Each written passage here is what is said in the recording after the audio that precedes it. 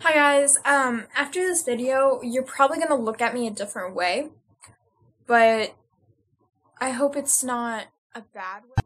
Ever since I got to Rushville, um, well, I gotta be serious on this because suicide is not a joke, and I don't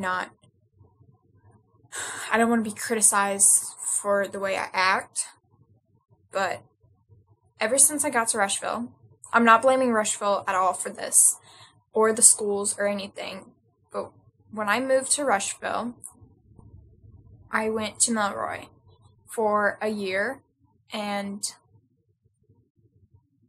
it was kind of awful.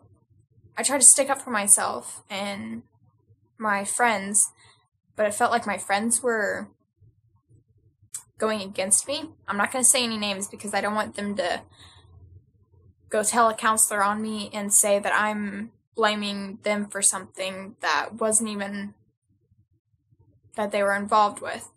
But they were involved with, they didn't make me, but they reopened some thoughts that I've had in the past. And I used to cut myself, and I haven't cut myself for a very, very long time. I don't plan on cutting myself again. I don't recommend this at all. I would not cut myself ever again. The scars that it's left emotional scars and physical scars on me. High school, I got bullied by a lot of people because I was different and I came from a different environment. Like, I'm not blaming anybody for this. Like, I really am not. I was damaged before I got to Milroy. It just came to the surface more. And it kind of makes me emotional when I talk about it. That's why I don't try to talk about it. And I hate when people, like, make fun of people that have thought about suicide or have cut themselves. I don't mess around with this stuff.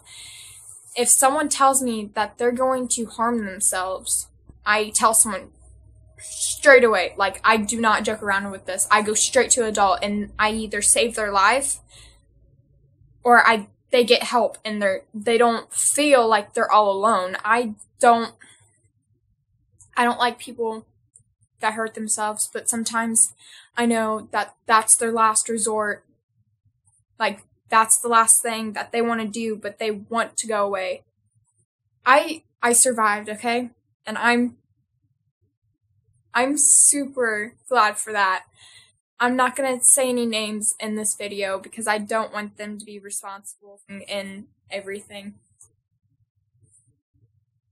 First year here, I thought was the worst year that it could possibly be. But once, I was bullied so much and all that, I thought it was the worst year for me. And then I got friends, and then they started picking on me. And I thought I was the last. I was thinking about suicide. I've thought about suicide ever since I was here, but for the past couple months, I haven't been thinking about it. I've thought about what would have happened if this person didn't save me. I don't know where I would be. I'm getting off track. I'm sorry, everybody. My second year here, I went to Benjamin Rush Middle School. And it was good so far. And then I got into some deep drama. And I thought everybody was against me. I really did. I thought that I was the loneliest person on planet Earth. I really did. I thought the second year, sorry. I thought the second year, it was the worst for me. It really was. A week before school was about to end, I was sitting in my room. I was thinking about killing myself, and I was talking to my friend, which I'm not going to mention. We're not really friends now, but I think we were never friends in the first place. But I was talking to my friend, and this was a couple days before it happened. I was talking to my friend about how I didn't want to be here, and I tried to slit my wrist. The scars are still here, and they haunt me. I wish I didn't do that. My friend was sitting right next to me and watched me do it. That is not a friend, okay? The friend should have grabbed that blade and took it from me. I do not call her a friend. I'm sorry, but I do not call that person a friend. She did not need to she let me do it. A true friend would have took that blade from me, started hugging me. I didn't realize that we weren't friends until I got with somebody and they opened my eyes. I'm sorry.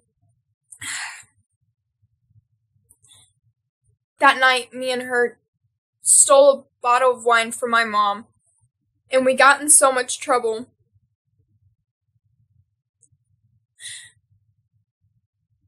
No one knew I was gonna do it.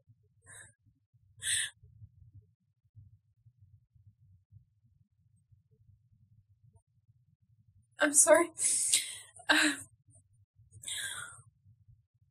That was the first day out of 3 days. The first day I stole a bottle of wine from my mom, and me and her drunk it.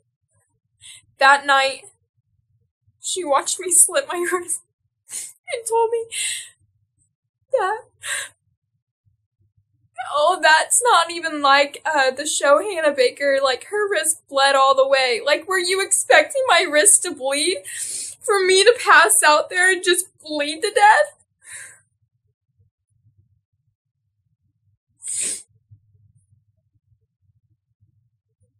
That hurt me. It really did.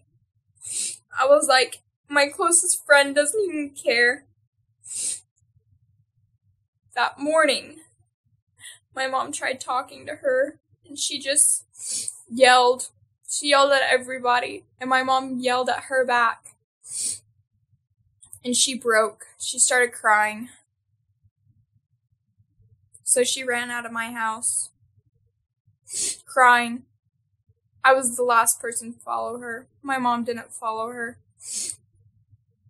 My stepdad said, you guys shouldn't feel like this your age. And I was like, what's happiness? He was like, he had no words to describe what I was feeling.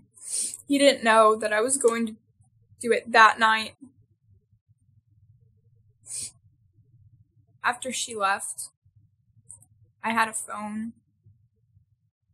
And if I didn't have that phone, I would have fell asleep on my floor, and I would have choked on my own vomit because I took a whole bottle of pills. It didn't help. Not having nobody there.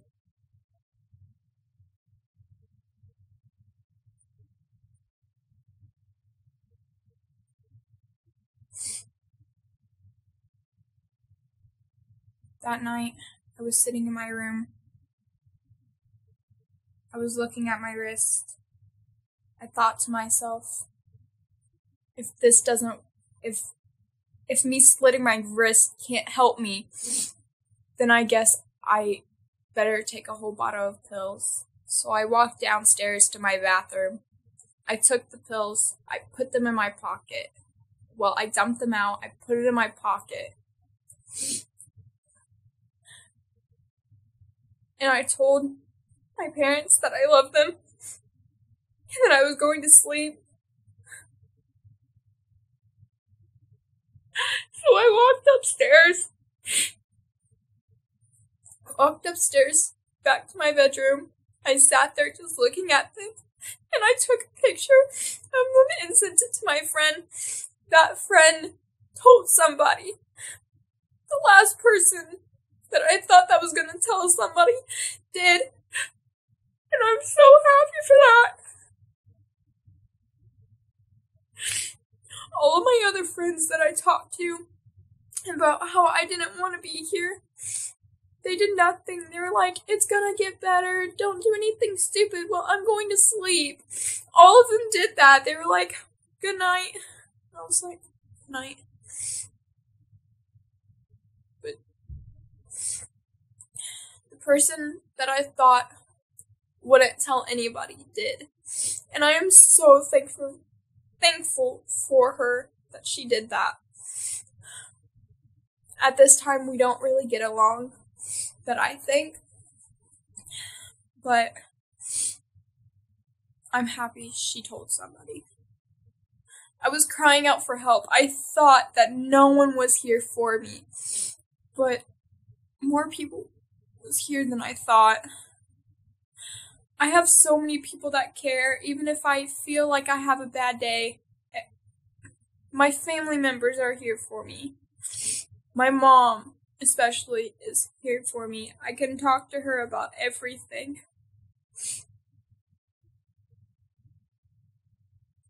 Suicide is not a joke. I've been bullied to the point where I thought that death would be better than having to live on this earth. I felt so alone.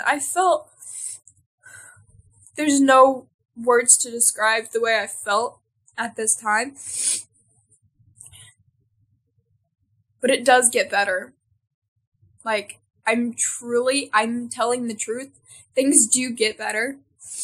I just have to reach out for help and talk to people, because I did not talk to people. I shut everybody out before I did it.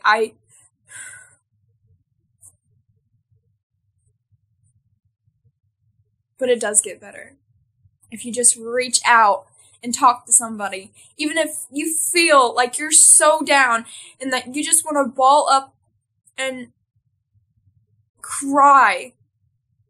Sometimes crying is the best way to feel better. But you need to cry on someone's shoulder. You need somebody there. And I promise you, even if you feel like there's nobody there for you, there's somebody there. There's somebody there always. This is very hard for me to talk about. I hope I don't get any hate or anything, but even if I do, I promise you, I'm more stronger than what people think.